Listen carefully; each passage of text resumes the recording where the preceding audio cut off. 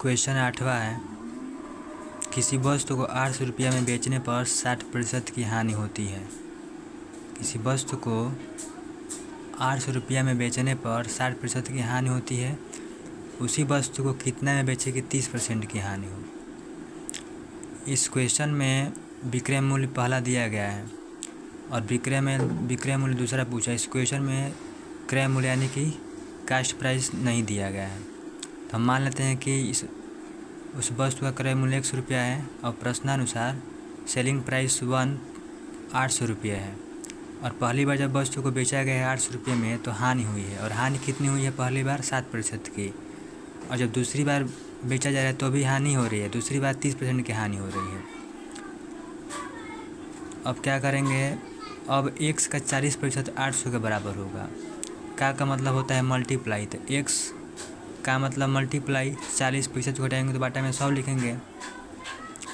x गुणे 40/100 बराबर 800, या इसको जब हम कैलकुलेशन करेंगे तो 40/100 को हम 20 से कटाएंगे तो 20 से 2 बार में कटेगा और 100 20 से 5 बार में कटेगा, यानी कि 2 में x से मल्टीप्लाई करेंगे तो 2x/5 होगा बराबर 800।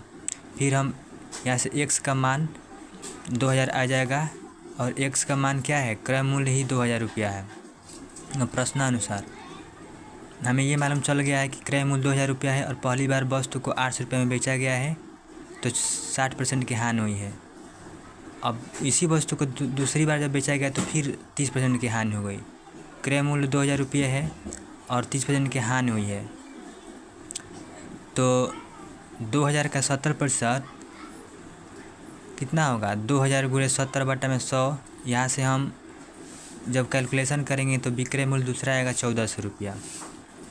इस क्वेश्चन को करने का दूसरा तरीका ये है कि सबसे पहले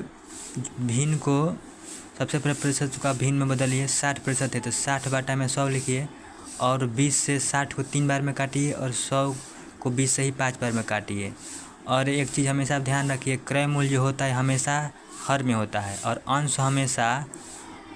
अंश जो होता है वो लाभ और हानि कुछ भी हो सकता है, लाभ भी हो सकता है और हानि भी हो सकता है, वो प्रश्न के अनुसार निर्भर करेगा, लेकिन हर हमेशा क्रय मूल्य होगा। जैसे यहाँ पे 60% को हमने 60/100 लिखा, फिर 20 से हमने भाग दिया तो 60 में 3 बार में काटा और फिर 5 बार में काटा, तो 5 क्रय मूल्य हो गया, हानि 3 हुआ।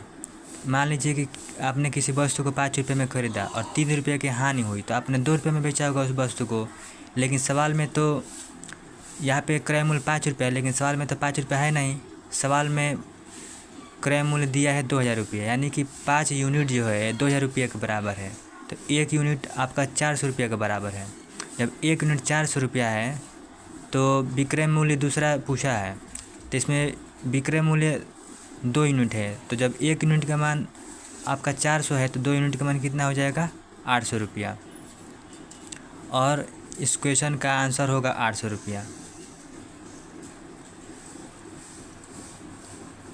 क्वेश्चन 9वां है, किसी वस्तु को 500 रुपये में बेचने पर 20% की हानि होती है, उसी वस्तु को 300 रुपये में बेचने पर कितने प्रतिशत की हानि होगी। इस क्वेश्चन में क्रय मूल्य नहीं दिया है, इसी वस्तु को 2 बार बेचा गया है और दोनों बार बेचने पर हानि ही हुई है। पहली बार जब बेचा गया 500 रुपये में तो 20% की हानि हुई है और दूसरी बार जब 300 रुपये में बेचा गया है तो फिर हानि हो गई है। तो विक्रय मूल्य 1 आपका 500 रुपया है, पहली बार हानि प्रतिशत आपका 20 है, पहली बार 20% में बेचा गया है, तो हम मान लेते हैं कि क्रय मूल्य 100 रुपया है, क्रय मूल्य 100 रुपया। अब x का 80% जो होगा वो 500 के बराबर होगा। क्यों? क्योंकि मान लीजिए कि आपने किसी वस्तु को 100 रुपये में ख़रीदा और 20% की हानि पर आपने बेचा, तो उस वस्तु का आपने 80 रुपये में बेचा होगा। इसी प्रकार x का 80% 500 के बराबर होगा, तो 80 में x से जब हम मल्टीप्लाई करेंगे तो 80x बाटा में 100 होगा बराबर 500। यहाँ से हम 80 को 20 बार में काटें, 80 को हम 20 से काटेंगे 4 बार में और 100 को 20 से ही 5 बार में काटेंगे। अब 4 को x से मल्टीप्लाई करेंगे तो 4x/5 होगा बराबर 500।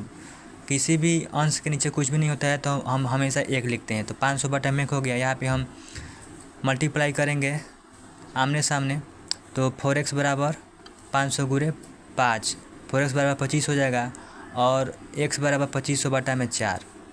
तो x का मान 625 रुपया आया। और x क्या है, x क्रय मूल्य है, यानी कि क्रय मूल्य 625 रुपया। हमें ये मालूम हो चुका है कि उस वस्तु को 625 रुपये में खरीदा गया है और 500 रुपये में पहली बार बेचा गया था, तो इसीलिए 20% की हानि हो गई थी। अब विक्रय मूल्य दूसरा 300 रुपया है। जब दूसरी बार इस वस्तु को बेचा गया 300 में, पहली बार 625 में खरीदा गया, 300 में बेचा गया, तो इसका मतलब कि 325 रुपये की हानि हुई है दूसरी बार।